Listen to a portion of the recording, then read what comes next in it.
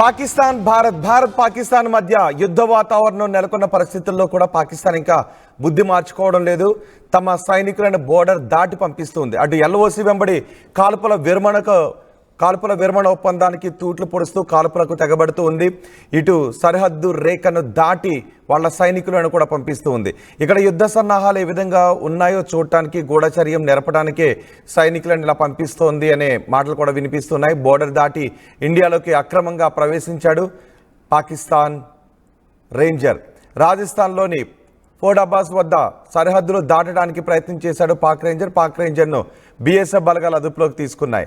భారత్లోకి చొరబడిన Pak ranger పేరు క్వాజా మీర్గా తెలుస్తోంది. Covert ఆపరేషన్లో భాగంగానే బోర్డర్ దాటినట్టుగా తెలుస్తోంది. ఇండియా యుద్ధ ప్రయత్నాలను తెలుసుకోవడానికి ఈ రేంజర్ బోర్డర్ దాటి వచ్చినట్టుగా తెలుస్తోంది. గత వారం కూడా సరిహద్దు దాటాడు అని బీఎస్ఎఫ్ జవాన్ని పాకిస్తాన్ అదుపులోకి తీసుకుంది. అప్పటి నుంచి చర్చలు జరుగుతున్నప్పటికీ మన బీఎస్ఎఫ్ జవాన్ని పాక్ రేంజర్లు తమ అదుపులోనే ఉంచుకున్నారు. టాక్స్ నడుస్తున్నప్పటికీ పై అధికారుల నుంచి, ఉన్నతాధికారుల నుంచి ఆదేశాలు వస్తేనే వదులుతాము అని చెబుతూ ఉన్నారు. ఇంతవరకు మన బీఎస్ఎఫ్ జవాన్ని వాళ్ళు వదిలిపెట్టలేదు. ఈ నేపథ్యంలో పాక్ రేంజర్ కూడా మన బీఎస్ఎఫ్ జవాన్లకు చిక్కాడు.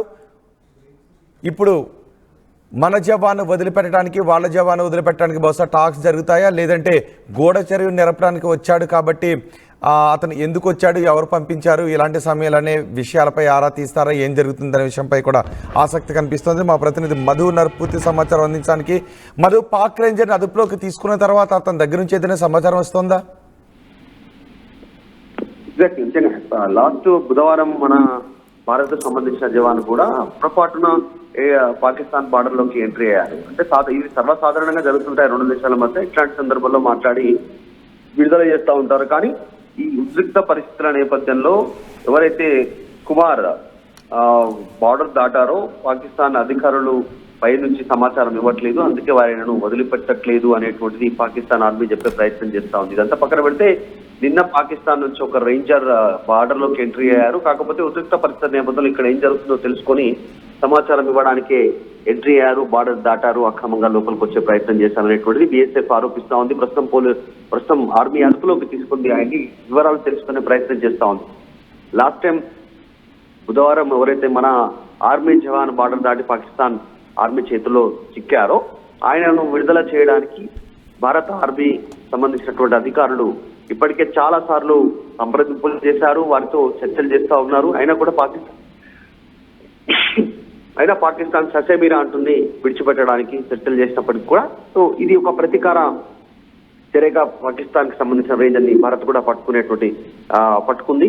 దాంట్లో భాగంగా ఇద్దరి ఒప్పందం మధ్య అటు మన పూర్ణ కుమార్ ని వదిలిపెడితే మన బీఎస్ఎఫ్ జవాన్ని, ఇటు పాక్ రేంజర్ ను కూడా విడిచిపెట్టే అవకాశం ఉంటుంది. దీంట్లో భాగంగా చర్చలు జరిగే సిచ్యువేషన్ ఉంది.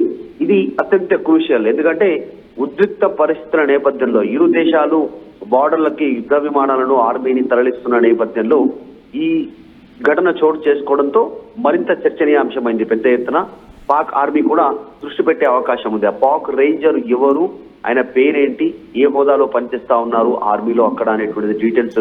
అంటే ఈ సమయంలో పాక్ రేంజర్ సరిహద్దులు దాటి రావడం వెనుక ఇక్కడ యుద్ధ వ్యూహాలను తెలుసుకోవటానికే వచ్చాడు అనే మాట వినిపిస్తూ ఉన్నాయి. ఇది మొదటిసారి వచ్చారా, ఇంకా ఎన్నిసార్లు వచ్చారు, ఇట్లా స్థానికంగా కూడా ఇంకోరైనా సహకారం చేస్తున్నారా, ఇంత ఈయన ఒక్కడే ఉన్నాడా పాక్ రేంజర్, ఇంకోరైనా ఉన్నారని తెలుసుకునే అవకాశం కూడా ఉంటుంది. ఆర్మీ దానిపైన దృష్టి పెట్టింది, డీటెయిల్స్ తెలుసుకునే ప్రయత్నం చేస్తా ఉన్నారు. కాకపోతే ఇరు దేశాల మధ్య గతంలో జరిగినటువంటి ఇలాంటి ఘటనలు అనేకం ఉన్నాయి.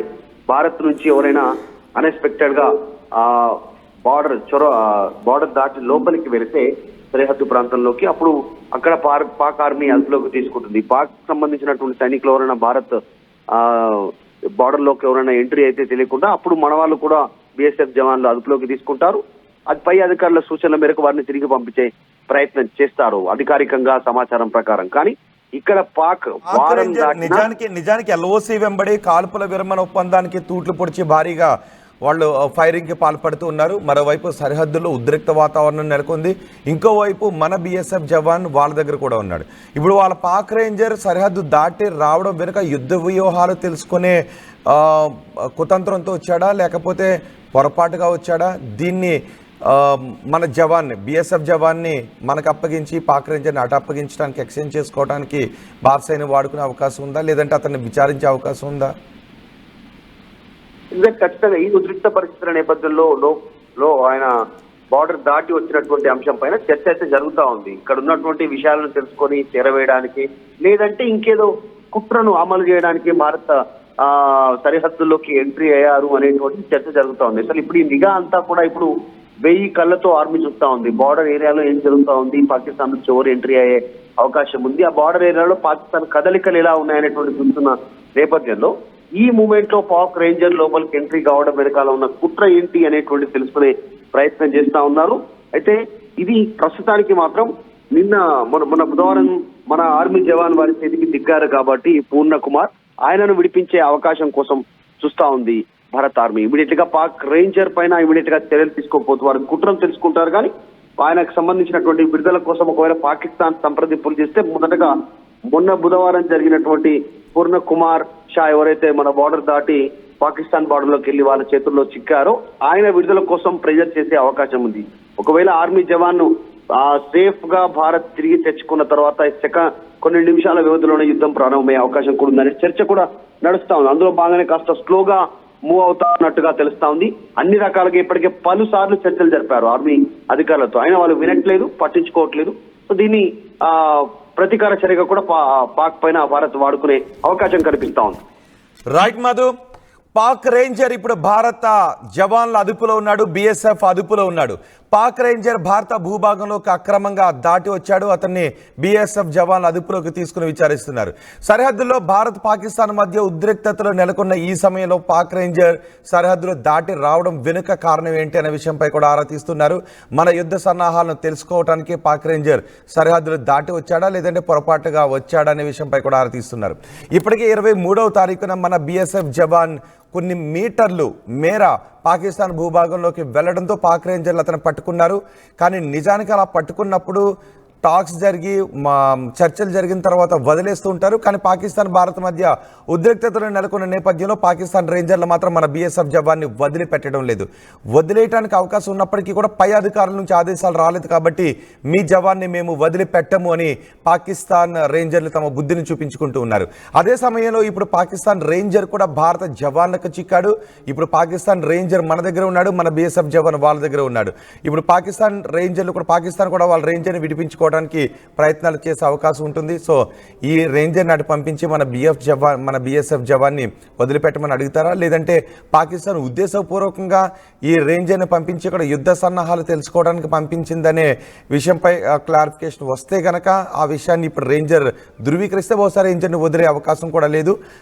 ఈ రేంజర్ మామూలుగానే బై మిస్టేకే తను బోర్డర్లోకి వచ్చాడు, భారత బోర్డర్లోకి వచ్చాడు అనే విషయం కనుక రూఢి అయితే ఈ బిఎస్ఎఫ్ జవాన్ని పాక్ రేంజర్ని ఎక్స్చేంజ్ చేసుకోవడానికి ఈ పరిణామాన్ని ఉపయోగించుకునే అవకాశం ఉంటుంది. చూద్దాం ఏం జరుగుతుందో.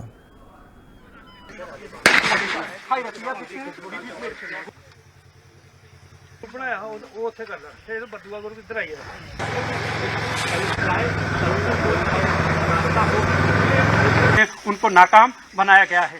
ये टेक्नोलॉजी और चलो यार